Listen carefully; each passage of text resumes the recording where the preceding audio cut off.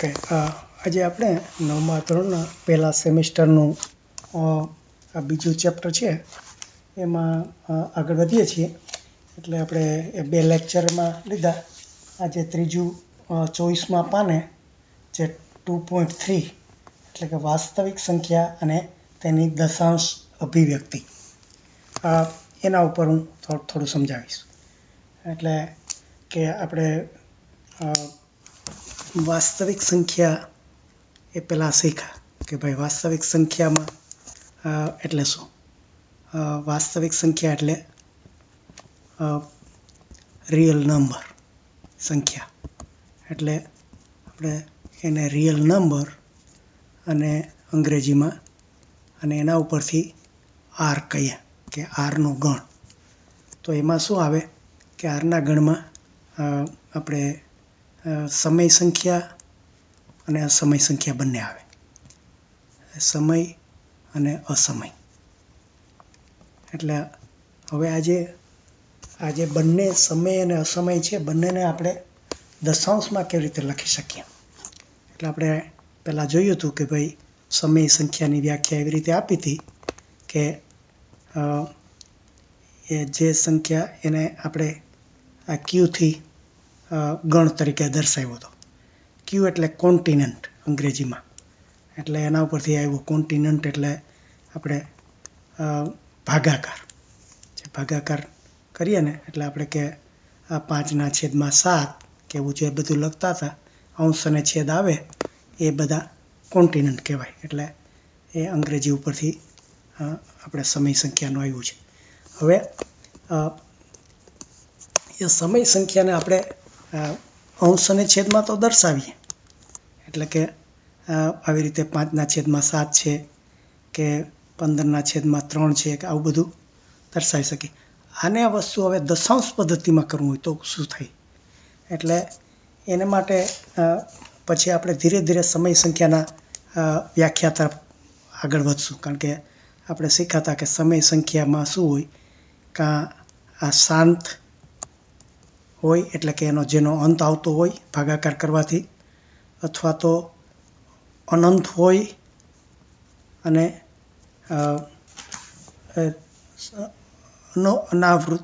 આવૃત હોય. અનંત અને આવૃત એટલે જે વારંવાર રિપીટ થતું હોય. એટલે આ જે 2 વસ્તુ છે એ આપણે આમાં ભાગાકારની રીતે જોશું કે શાંત છે અને અનંત છે, આવૃત છે. અને અસમય સંખ્યા માટે કોઈ બીજું સાબિતી નથી, પણ જે આ ન હોય એ અસમય સંખ્યા એવું કહેશું. એટલે કે જે અનંત હોય અને અનાવૃત હોય. એટલે અનાવૃત એટલે જો અનંત એટલે પહેલાં તો જાણે આમ કહીએ કે 2.3 આવું એનો કોઈ છેડો જ ના આવે એ અનંત કહેવાય. અને આવૃત એટલે આ ત્રગડો જે રિપીટ થાય છે એ. પણ જો ધારો કે બીજી કોઈ એવી સંખ્યા હોય કે 1, 4, 5, 3, 7 કે જે કોઈ કાંઈ રિપીટ ન થતું હોય તો એને અનાવૃત કહેવાય. એટલે અનંત ખરી, એટલે આનો છેડો ન આવે. આ બંને અનંત ખરી પણ આ આવૃત કહેવાય, આવૃત, અને આ અનાવૃત. એટલે આ જે આવૃત અને જે અનંત હોય એને સમય કહેવાય, અને અનંત અને અનાવૃત હોય એને અસમય કહેવાય. એ આપણે વ્યાખ્યા શીખા. પણ હવે આપણે આને દશાંશ પદ્ધતિમાં કેવી રીતે મૂકવાના છે એ જોવાનું છે. તો કે ભાઈ આપણે એવા 3 આંકડા લઈએ કે ધારો કે 17/2, 17/3, 16/8. આવા હું 3 આપણે કીધું ને કે આ પી અને ક્યુમાં મૂકી શકીએ અને સમય કહેવાય. એટલે આ પી કોણ છે તો કે પીની કિંમત 17 છે, 16 છે. ક્યુની કિંમત શું છે તો કે 2 છે, 3 છે, 8 છે. એટલે આવા આંકડા લઈ અને આપણે એને દશાંશ પદ્ધતિમાં દર્શાવવાના છે. તો જો એટલે 17 આપણે જેમ સાદો ભાગાકાર કરીએ એમ જ કરવાનું છે કે 17 ભાગ્યા 2 કરીએ તો 8 દુ 16 1 અને શેષ 1 વધી. પછી આપણે અહીંયા આ મીંડું ઉતારીએ અને અહીંયા ભાગાકારમાં પણ પોઈન્ટ કરવું પડે. તો 5 દુ 10 અને શેષ શું આવી? 0. એટલે અને બસ અહીંયા ભાગાકાર પૂરો થઈ ગયો. એટલે કે શેષ 0 આવે એટલે પહેલા શેષ કેટલી આવી હતી કે આ 16 ને 17 ભાગ્યા એટલે 1 શેષ આવી હતી, પછી 0 શેષ આવી. અને એનું ભાજક આપણે આ ભાજક અને એટલે ભાજક એટલે આ જે ભાગ્યા આવે 2 અને આ ભાગાકારમાં આપણે આવી રીતે 8.5 આવ્યા. એટલે આ એક શાંત એટલે કે જેનો અંત આવી ગયો. આપણે આ 2 ને 17 ને 2 થી ભાગતા એટલે આ શાંત સંખ્યા થઈ. એટલે કે આ 17/2 છે એ સમય સંખ્યા થઈ. એક એનો એમાં પછી આપણે ધારો કે આ 17 ને 3 ભાગીએ તો શું થાય છે? જો આપણે સાદી રીતે જ કરીએ કે 17 ભાગ્યા 3 તો 5 તેરી 15, 2 પરથી ઉતારીશું 6 તેરી 18, 2 પાછું મીંડું ઉતાર્યું 6 તેરી 18. એટલે આવી રીતે આનો કોઈ અંત ના આવે. એટલે આમાં શેષ શું થઈ કે આ શેષ આપણે 2 2 2 એવી રીતે આવ્યા જ કરશે અનંત. એટલે કોઈ એનો તો એવી રીતે આપણે ભાગફળમાં પણ આ 6 6 6 એવી રીતે આવ્યા કરશે. એટલે આ કઈ જાતનો ભાગાકાર થયો કે અનંત અને આવૃત. એટલે આવૃત એટલે જે રિપીટ થાય, આ છગડો રિપીટ થાય છે. એટલે આ અનંત અને આવૃત આ થયો. આપણે જે 17/3 કર્યા એ અનંત અને આવૃત થયું. એટલે એ સમય સંખ્યા થઈ. એ આપણે સાબિત કર્યું. એટલે આને પછી આપણે 2 રીતે લખી શકાય છે કે આજે આવી રીતે રિપીટ થતું હોય કે 5 ની માથે 5.666 તો છેલ્લા છગડામાંથી આવી રીતે લીટો કરીને મૂકી દો, અથવા તો મીંડું કરીને કે 5.666 માથે ટપકું. એટલે આ 2 રીતે આ જે અનંત સંખ્યા દર્શાવી હોય તો આવી રીતે આપણે દર્શાવી શકાય. એટલે આ એક જ આંકડો રિપીટ થયો. એવી રીતે ઘણી વખત આપણે બીજા જોઈએ કે આ 16/7 ભાંગીએ 16 ને 8 નહીં પણ 7 થી ભાંગીએ તો શું થાય? તો એ આપણે જોઈએ. હવે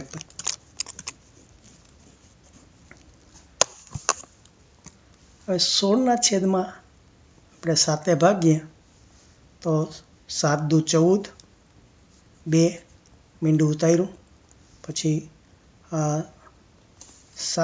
7 દુ 14, 6 વૈધા મીંડું ઉતાર્યું, 8 સત્તા 56, 4 વૈધા મીંડું ઉતાર્યું,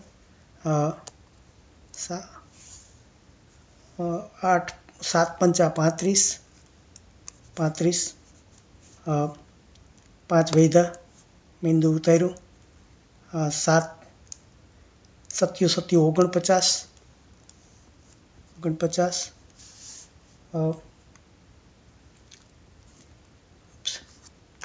એટલે 49 1 વૈધો, પછી ઉપરથી બીજું મીંડું ઉતાર્યું, 7 એકુ 7,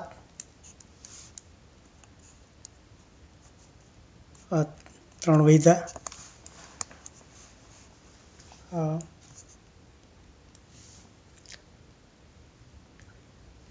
સાત ચોક 28,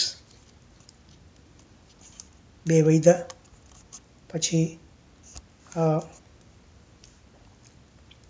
જો આપણે આ 2 હવે આવી ગયા અને અહીંયા આપણે પહેલાં 2 શેષ આવી હતી, તો અહીંથી બધું પાછું રિપીટ થતું થશે. એટલે આપણે જે આ બધા આંકડા છે આ જે 28,574 4 અને પછી પાછો બગડો આવ્યો એટલે 7 દુ 14, એટલે આ પાછું બધું જ રિપીટ થશે.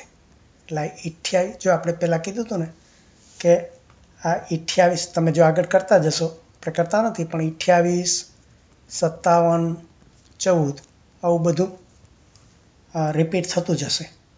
એટલે આને જો આપણે આ ભાગાકારને દર્શાવવું હોય તો આપણે આમ લખી શકીએ કે 2.28, 57, 14 અને માથે આ લીટો, અથવા તો એની માથે આપણે ટપકા કરી શકીએ કે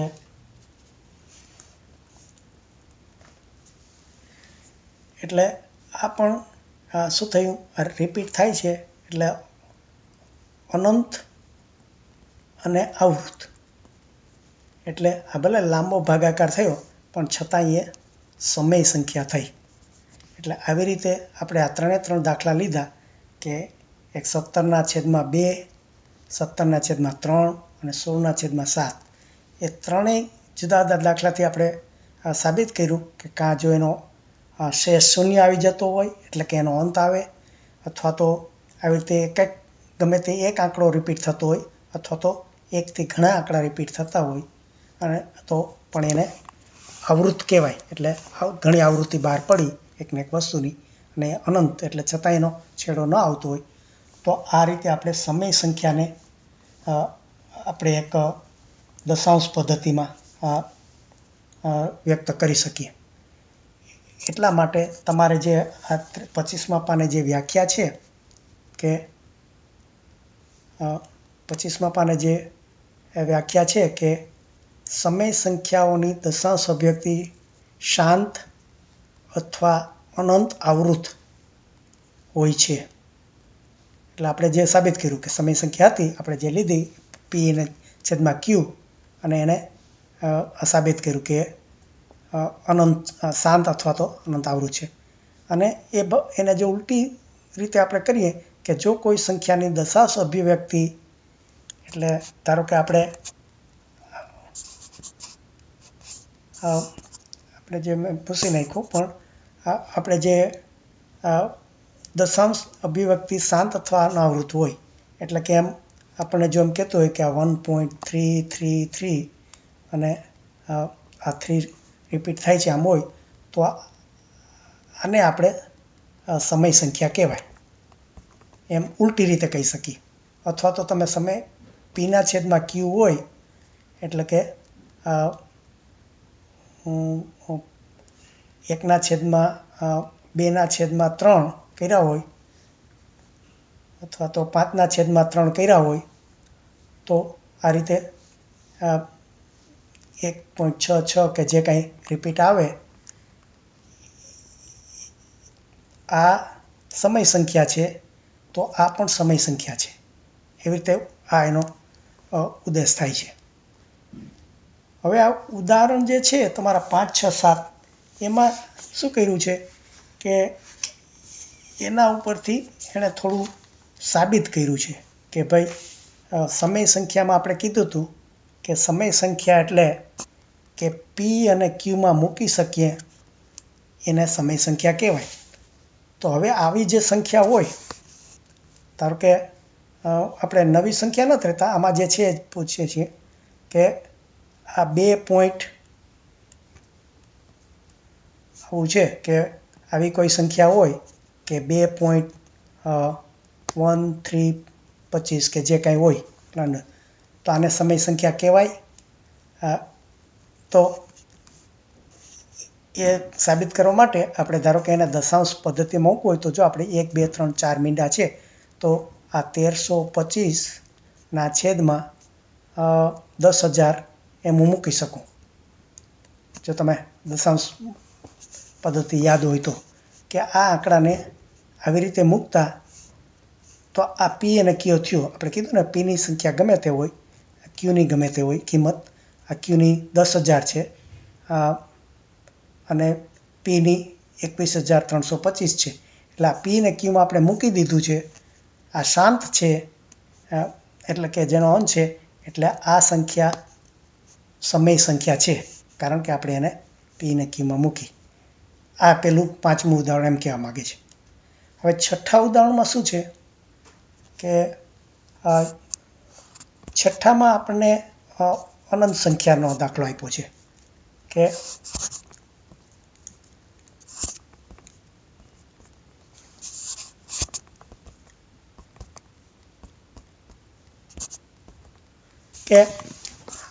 ધારો કે 0.666 એવી સંખ્યા હોય કે 0.666, તો આપણે પહેલાંની જેમ સીધી રીતે એને મૂકી નથી શકતા. તો આપણે એને એક ધારી લીધું કે ધારો કે આના બરાબર x હોય. આપણે આ જે અનંત સંખ્યા છે એના બરાબર x ધારી લીધા. પછી શું કહે છે કે આને તમે આ બે બાજુને જો 10થી ગુણો તો આ બાજુ 10x થાય અને પેલી બાજુ આ 0.66 છે એમાં એક આંકડો ખસી જાય એટલે 6.66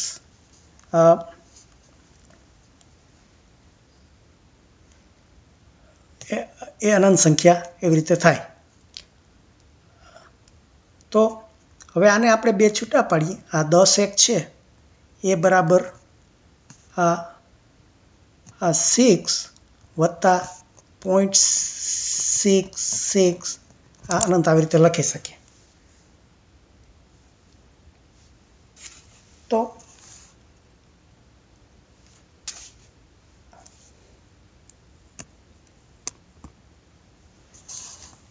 એટલે હવે આને આપણે સાદા ગણિતમાં જો આપણે આ 0.666 છે, આ 0.666 કે અનંત થાય એને આપણે x ધાર્યો હતો, તો એની જગ્યાએ પાછા x મૂકી દઈએ. એટલે કે 10x વત્તા 6 વત્તા x એવું થઈ ગયું. એટલે જો હવે આ બધા આંકડા આ પહેલામાં આપણે થઈ ગયા. તો આ x ને આ બાજુ લઈ લઈએ. અહીંયા બરાબરની નિશાની છે. તો 10x માઇનસ, જો ફરીથી હું પેલી બાજુ કરું એટલે તમને ખ્યાલ આવે કે આપણે એક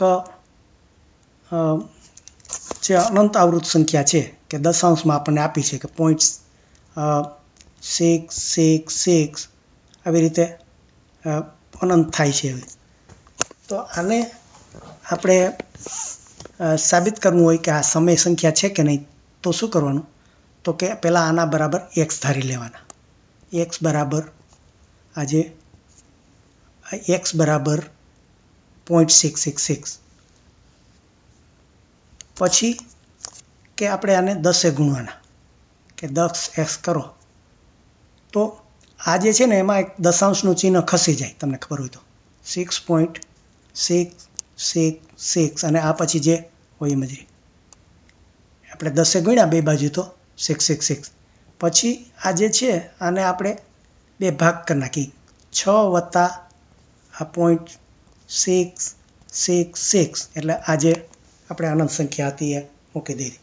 હવે એની પાછી કિંમત મૂકી દઈએ કે આ 6 વત્તા જે આ 6666 છે એની જગ્યાએ હું x મૂકી દઉં, કારણ કે એ આપણે ધાર્યું હતું. આ ધારો એટલે એ ધાર્યું હતું. તો હવે 10x બરાબર આટલા આવ્યા. હવે આ x ને આપણે આ બાજુ લઈ લઈએ, ડાબી બાજુ. તો 10x માઇનસ x તો શું થાય? પેલી બાજુ 6 રહીએ. તો આ 10x માઇનસ x છે એટલે 9x રહ્યા. 9x બરાબર 6. તો હવે 9 ને પેલી બાજુ આપણે લઈ જઈએ તો x તો 6/9. જો આમાં કોઈ અનંત સંખ્યા નથી, આ છગડો છે એ બરાબર p થઈ ગયો અને નવડો છે એ બરાબર q થઈ ગયું. એટલે કે એ એક આપણે નેચરલ નંબર થઈ ગયો. તો આપણે કીધું ને કે જો પી ને ક્યુમાં તમે મૂકી દો તો એ સમય સંખ્યા થાય. એટલે આપણે જે ધાર્યું હતું કે 0.66666 લાંબુ એને આપણે પી અને ક્યુમાં મૂકી બતાવી. એટલા માટે આ સમય સંખ્યા છે એમ સાબિત કર્યું. એટલે આ એક દાખલાનું કર્યું છે. એવી રીતે આપણે એકથી વધુ સંખ્યા હોય તો શું થાય એનું બતાવ્યું છે. કે ધારો કે બીજો એક આંકડો એવો લીધો છે કે આ 2.237 અને આમાં 237 રિપીટ થાય. 3 આંકડા રિપીટ થાય. પેલું કીધું ને આપણે રિપીટેશન ગમે એટલું હોય એટલું થઈ જાય. તો હવે આના બરાબર આપણે પણ એ ધારી લીધું કે આ x બરાબર આપણે 2.237 આવું ધાર્યું. કારણ કે આ 237 રિપીટ થાય છે. હવે શું કર્યું આપણે આને x ને 2 ને 1000 ગણ્યા. કારણ કે આપણા દશાંશ ચિહ્ન છે ને એટલે આને જો હું 1000x કરું બંને બાજુએ 1000 ગણું તો અહીંયા આપણે દશાંશ ચિહ્ન આખું નીકળી જાય. એટલે કે આપણે આ જે 2.37 જે રિપીટ થાય છે ને આપણે એમ કીધું કે આ માથે એનો અર્થ છે કે આ 237 આમ ચાલ્યા જ કરે લાંબે સુધી. તો હવે આને આપણે 1000 ગુણ્યા તો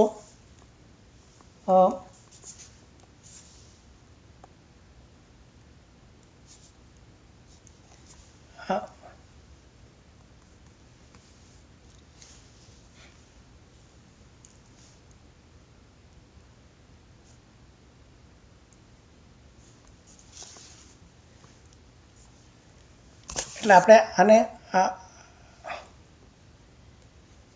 આને આપણે આવી રીતે x બરાબર ધાર્યા. પછી આપણે એને 1000 ગુણ્યા. તો 1000 ગુણશું તો શું થશે કે આપણે આને 3 મીંડા ખસી જશે. એટલે 2237.237237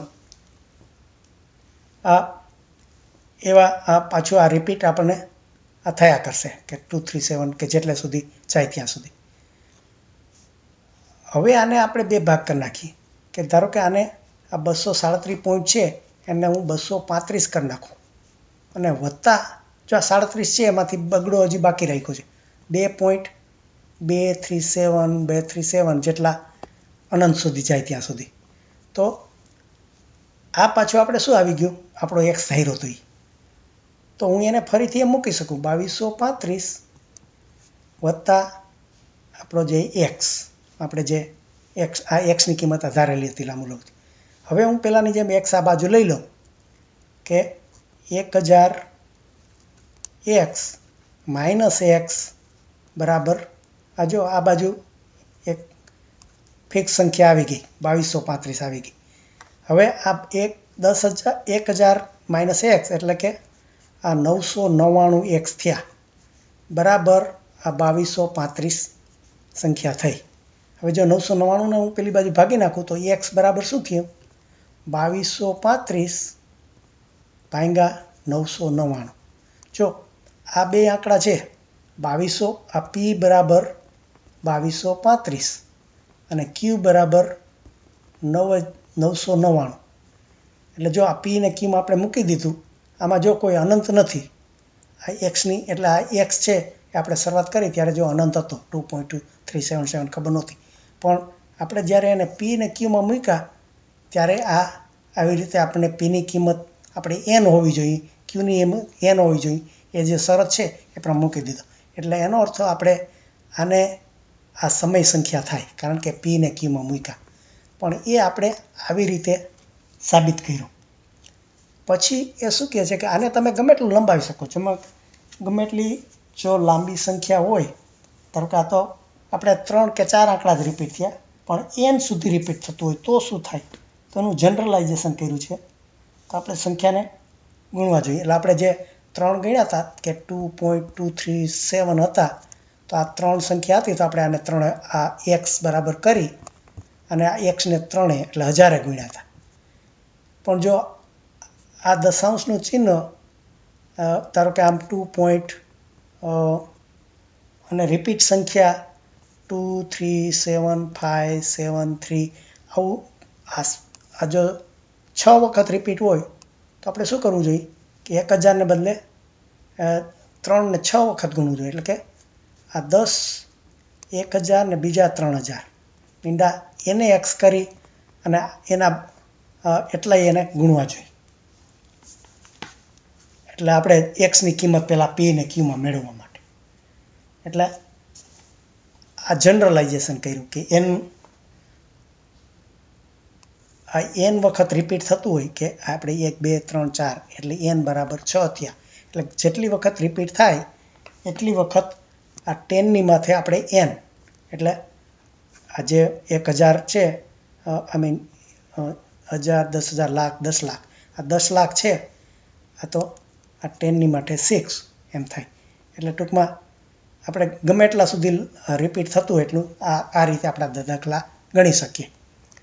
અને પછી કીધું છે કે જો આ બધું તમે ન કરી શકો અને કોઈ બીજી એવી સંખ્યા હોય કે ધારો કે પાઈ છે કે જેની કિંમત 3.14 અને લાંબી હોય પણ રિપીટ ના થતા હોય તો આ ઓટોમેટિક અસમય સંખ્યા થઈ ગઈ.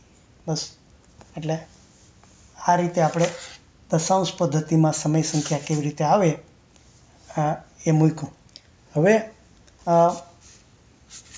એક છેલ્લો ભાગ છે એમાં શું છે કે હવે અસમય સંખ્યાને પણ આપણે કીધું હતું ને કે ગમે તે વસ્તુને આ લાઈન ઉપર મૂકીશ એટલે આ જે રેખા છે આ રેખા ઉપર આપણે બધી વાસ્તવિક સંખ્યાઓ દર્શાવી શકો છો. તો વાસ્તવિક સંખ્યામાં તો આપણે અસમય સંખ્યા આવી. તો અસમય સંખ્યા છે એને કેવી રીતે દર્શાવવી? કારણ કે આપણને ખબર તો નથી એનો કોઈ છેડો તો નથી. તો એનું આ જે ઉદાહરણ 9 અને 10 છે એમાં થોડા બે દાખલા આપ્યા છે કે તમે ધારો કે 2/7 અને 3/7 છે એની વચ્ચે કોઈ એકાદી આપણે અસમય સંખ્યા ગોતવી છે. એટલે આપણે એક્ઝેક્ટ લોકેશન ના મળે પણ એની વચ્ચે ગમે તે અસમય સંખ્યા કે એક નહીં. એટલે એણે શું કર્યું છે કે આની મેથડ પણ થોડી એટલે ધારો કે 2/7 તો પહેલાં તો 1/7 છે એનું આપણને ખબર છે કે એનું આપણને રિપીટ સંખ્યા આટલી મળે છે. એણે આપણે રિપીટ મૂકતા નથી પણ એનું સ્વીકારી લઈએ છીએ કે 1 4 2 8 57 આટલા આંકડા રિપીટ થાય છે. આપણે પહેલાં ગણ્યું હતું મને લાગે 16નું જે ગણ્યું ને એમાં આના કરતાં પણ મોટા આવ્યા હતા. એટલે આ વસ્તુ રિપીટ થાય છે. એટલે હવે જો 1/7 આટલા આવતા હોય અને 2/7 કરવા હોય તો આને 2 થી ગુણી નાખવાના. 2 ગુણ્યા 0.1428557 એટલે આવી રીતે થઈ ગયું. અને એવી રીતે 3/7 ગુણવા હોય તો 3 ગુણ્યા 0.142857 એટલે આનો જો તમે આંકડા મૂકો તો એને આપ્યા છે કે 2/7 એટલે આ બરાબર 0.285714 થયા. 0.285714 અને આ 3 છે એનું 0.42 85 71 એવા આપણે બે સમય સંખ્યા થઈ કારણ કે રિપીટ થાય છે. એટલે તો એની વચ્ચેનો કોઈ અસમય સંખ્યા એટલે આ બેની વચ્ચે ગમે એ આંકડો લઈ લ્યો તમે અને એમાં ગમે તે આંકડા મૂકો એ ઓટોમેટિક જો રિપીટ ના થતો હોય તો અસમય થાય. એટલે ધારો કે આ 2 અને 3 છે એની વચ્ચે પોઈન્ટ આમ કે આપણે 3 લઈએ પછી 1 5 7 17 કે ગમે તે તમે લખી નાખો, એ બધા રિપીટ ના થતા હોય એટલે આ અસમય સંખ્યા થઈ. પણ એનું સ્થાન ક્યાં આવ્યું? આ બેની વચ્ચે. કારણ કે આપણે 2/7 અને 3/7 એને આપણે એ સમય છે એટલે એને આપણે ગણી શકીએ કે આટલા રિપીટ થાય છે. તો આ બેનું સ્થાન આપણને ખબર હોય તો એની વચ્ચે અસમય ક્યાં આવી એવી રીતે આપણે દર્શાવ્યું છે. અને એના પછીનો જે દાખલો છે 10મો, એમાં પણ એવું જ કર્યું છે કે 4/7 અને 8/11 એ બે વચ્ચે આ વખતે 3 અસમય સંખ્યા શોધવાની કે છે આની બેની વચ્ચેની. તો શું કરે છે કે 1/7 આપણને મળ્યા હતા જ કે આપણે 0.14 28 57 એવા હતા, 28 57, અને એને 4/7 છે એટલે એને આપણે 4 ગુણી નાખીએ. અને આ જે બીજું 8/11 છે એને આપણે જેમ પેલી રીતે ભાગાકાર કરતા હતા એમ કરી શકીએ કે 1/11 ને પછી 8 ગુણી નાખે છે એટલે 1/11 જો કરવો હોય તો 11 એટલે 2 મીંડા ચડાવવાના એટલે 11 9 99, આ 1/7 એટલે આ 1 એટલે પછી આ રીતે રિપીટ થતું જાય એટલે અમે આ 0.09 રિપીટ થાય છે. એટલે આ 1/11 આવી ગયું તો એને પછી 8 ગુણી નાખવાના. જે કાંઈ કિંમત આવે એને 0.72 કે એવું કાંઈ આવ્યું છે. અને ટૂંકમાં આ જે 4/7 છે એનું દશાંશ પદ્ધતિમાં આ 0.9 0.71428 અને આ 8/11 છે એની કિંમત છે 0.72 અને એ રિપીટ થાય છે એવું આપ્યું છે.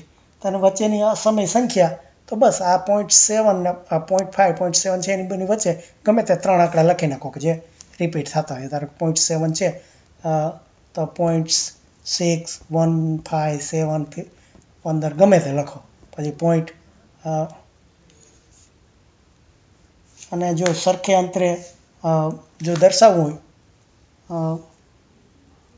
ના આમાં સરખે અંતરે નથી, આમાં ગમે તે 0.67 0.6 આપણે 0.72 છે ને 0.67 કે 0.69 કે ગમે તે આંકડા લખી નાખો 3 બસ એ ખાલી દર્શાવવાનું કહે છે. એટલે આ રીતે આપણે આ ચેપ્ટર અહીંયા પૂરું કરીએ છીએ. આ ચેપ્ટર નહીં પણ આ ખાલી સેક્શન પૂરું કરીએ છીએ કે સમય સંખ્યા અને અસમય સંખ્યા તમે દશાંશ પદ્ધતિમાં કેવી રીતે ફેરવી શકો અને દશાંશ પદ્ધતિમાંથી પાછી પી અને ક્યુમાં કેવી રીતે ફેરવી શકો, અને આ જે અસમય સંખ્યા છે એને પણ તમે આશરે એક લાઈન ઉપર કેવી રીતે દર્શાવી શકો, આટલી વસ્તુ આપણે આમાં શીખ્યા.